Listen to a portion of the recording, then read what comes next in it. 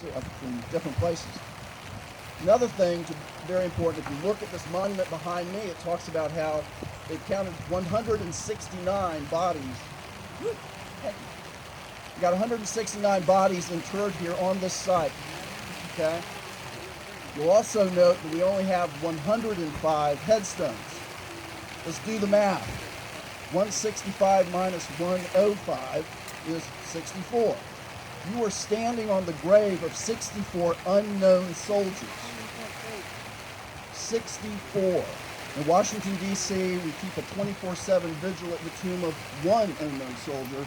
You're sitting on the grave of 64 unknown soldiers, probably from points west, whose families have no idea where they wound up, where they died, how they died, and where their remains are.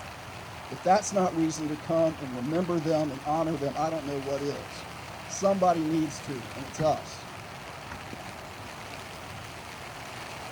So that's just the immediate cause for why do we recognize our Confederate veterans. Let's look at the bigger picture. The bigger picture of why we're here is because saving Confederate history is saving American history. And saving American history is saving America's future. I was cleaning out my daughter's room, who'd gone to college, and found her high school copy of 1984. And I tell you, pick this up and reread it. It's extremely important. Big Brother was in charge of this terrible world in 1984. And Winston Smith, the proponent, the main character in the book, was employed in the destruction of historical documents in the Ministry of Truth. Why? Because the slogan was, "He who controls the present controls the past, and he who controls the past controls the future." Big Brother knew that if he took away from the people their historical knowledge, they would have no basis upon which to challenge Big Brother and what he wanted to do to them. So it was very important to the government to take away people's understanding of history, just as a matter of control. Now, where did Orwell get this? Orwell got it from Stalinist Russia. That's the way Stalin operated.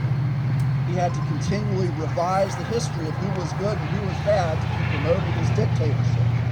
There's the old saying in Russia, if you're in Russia, the future is always the same. It's the past that keeps changing, right?